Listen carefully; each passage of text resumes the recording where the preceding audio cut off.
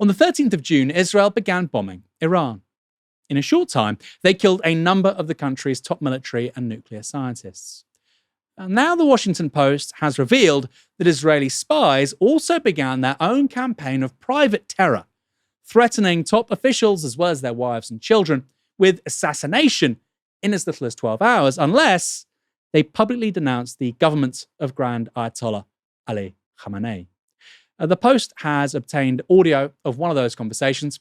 According to their source, nothing has been altered other than the disguising of the voice of the Israeli operative. We've added our own English dub to the recording. It begins with an Israeli operative calling a senior Iranian general.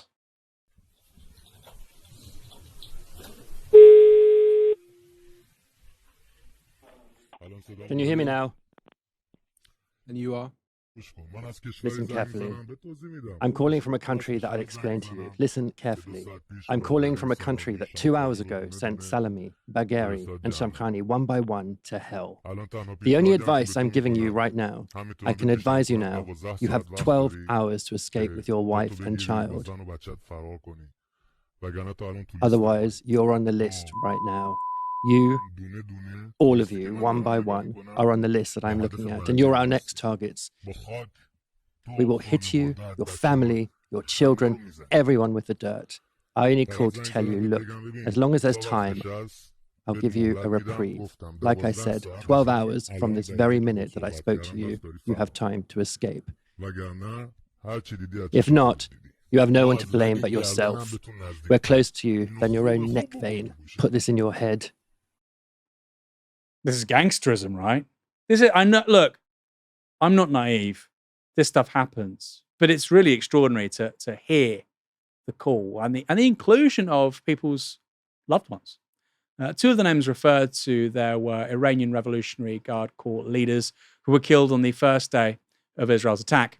Major General Mohammed Bagheri was a commander within the military, and Major General Hossein Salami was commander-in-chief of the Revolutionary Guard Corps. The third person mentioned there, Ali Shamkhani, is a former defense minister and a close advisor to Khamenei. He was initially reported killed in those strikes, but Iranian state media has reported that he was actually injured rather severely, but now is in a stable condition. In the rest of the call, the Israeli operative offers the Iranian general a deal. Which places did you take? What place did you take? Where did I take?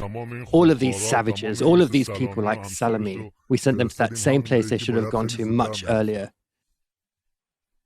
Do you want to be one of them? Do you want to be the next one on the list? Do you also want to destroy your wife and child? No, right? So what should I do now? I'm telling you right now. I gave you a proposal. I called. Shall I say it? Say it. You have 12 hours to make a video saying we have walked away from this government and we are unwilling to sacrifice our lives to people who destroyed our country for 46 years. They only killed, stole, took. They only cut the children of this country into pieces. Well, how should I send it to you? How should I send it to you? I'll send you a Telegram ID. Send it. Say it. Say it. I'll send it to you. I'll SMS it now. Where will you SMS it? I have your number. Look, we have everything on you. It seems you haven't understood. It's clear you don't even understand where you are right now. I am telling you, we hit all your leaders. They went into the air. We turned them into powder. Now you're sitting here and you think you're talking to me. You thought what? You're sitting there? I'm calling to give you a proposal to save your wife and your child, you wretch. Are you confused? That's a really extraordinary clip. By the way, there was a journalist responding to that going, wow, this is incredible. Yes. He's making threats in regards to somebody's wife and their child. You know, it's one thing to say to somebody within the military, we're at war, cold or hot, you're going to do this or I'm going to come after you. I think it's quite something else to talk about somebody's family.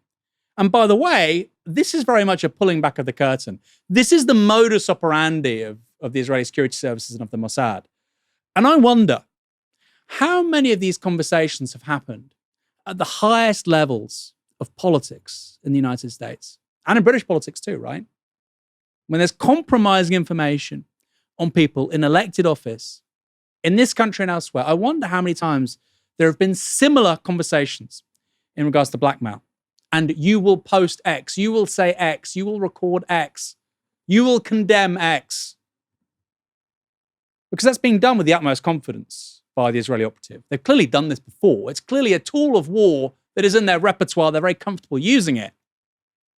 So you have to ask, how frequently is it used? And is it used beyond places like Iran, like Lebanon, like Syria? How widely used is this approach by the Israeli deep state? Questions you won't really hear posed by legacy media in this country. Again, why? And again, it's worth remembering, Robert Maxwell, the one-time owner of the Daily Mirror, at that time, the second most read newspaper in this country, was reputedly a Mossad spy, a Mossad asset, I should say. According to the Post sources, the idea behind the scheme was to destabilize the Iranian government, presumably by flooding the country with videos of well-known and powerful people turning on the supreme leader. At least 20 people in senior positions were contacted by phone and pressured in a way similar to how you just heard there. But it isn't clear that any complied with the deadly blackmail. Those targeted by the operation were second or third tier officials, with the Post's source explaining the plan like this. The second tier leadership that is supposed to inherit the positions and now fill in the places of those who have been eliminated, they're terrified. And they're being reminded on a personal level about what happened to the successor of Nasrallah and the successors of Hezbollah commanders who were eliminated as well. Khamenei is facing serious difficulties to nominate successors for the positions of officials that were eliminated in the operation. And even if he succeeds to do so, these are people he didn't choose in the first place, because the more serious ones are refusing to take the positions.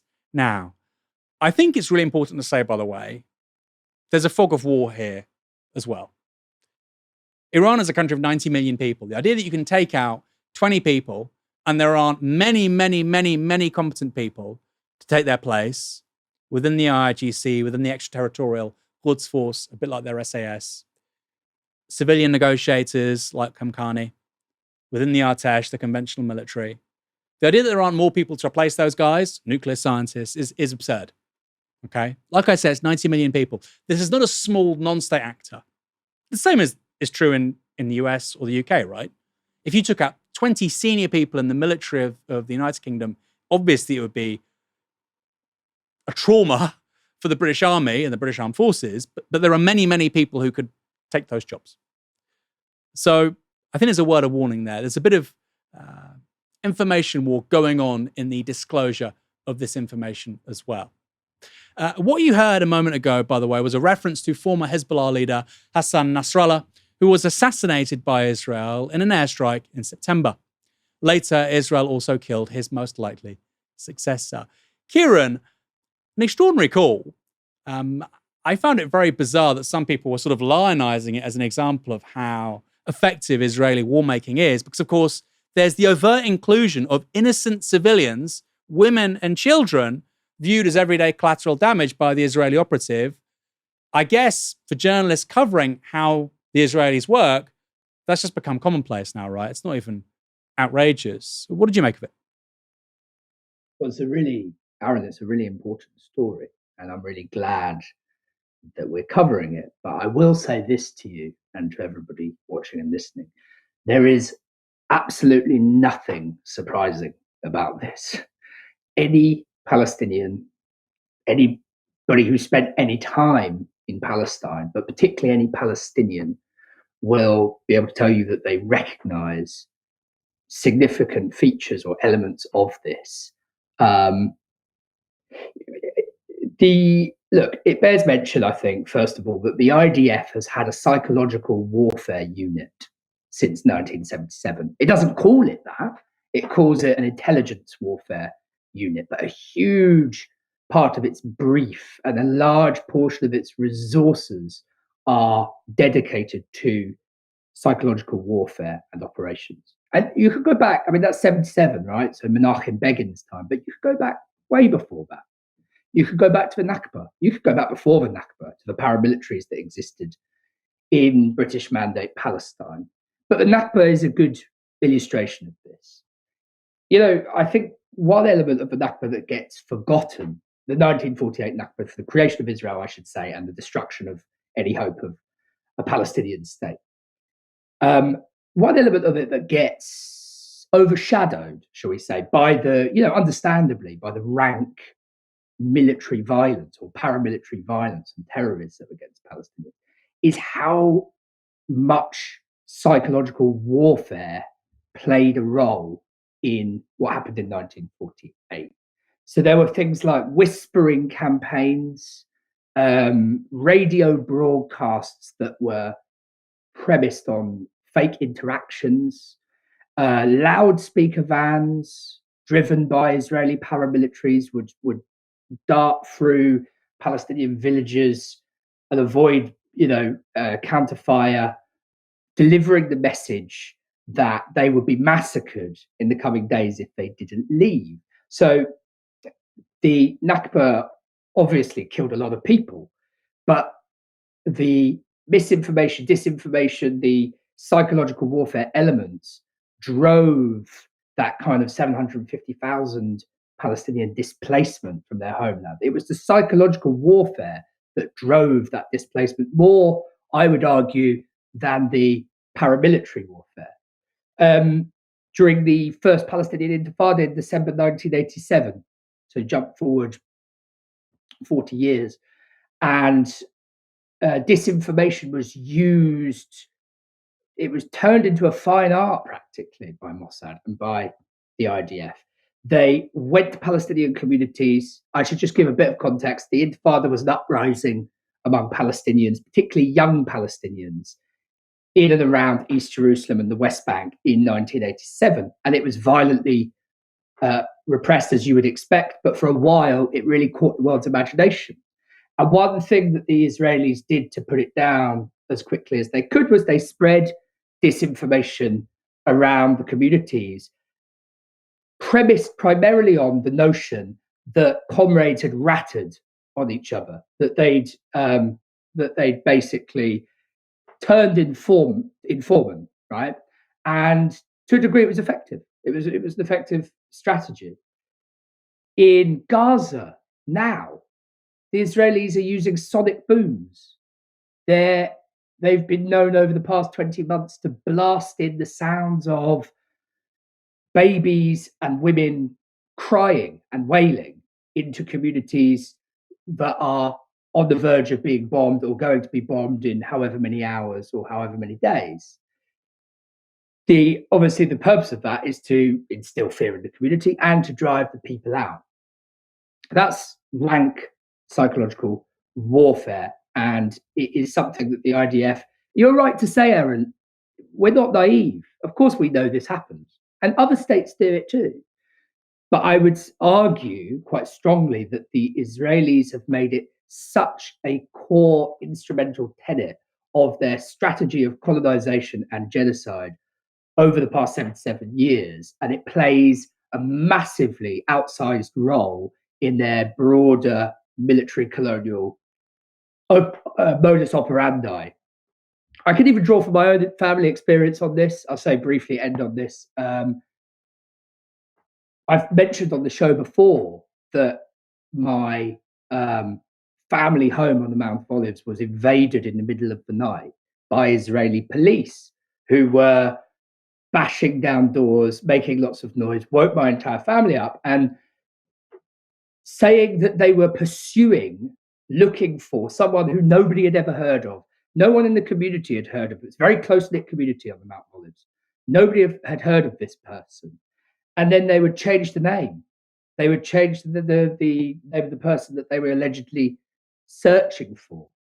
And then violence ensued again, which I won't go into now, but which I've talked about before. So it's that kind of marriage of psychological grinding down of Palestinians, and in this case, of course, Iranians, the marriage of that with more traditional military or police-based violence. Yeah, it's really striking the way that you can offer the personal example there. And my goodness, there will be thousands of those examples. There'll be thousands of stories just like this. of the way that the Israelis use human intelligence, signals intelligence and whatnot in ways that we wouldn't really expect from a quote unquote Western nation. Of course, they're not. Well, they are a Western nation, but they're also not, right?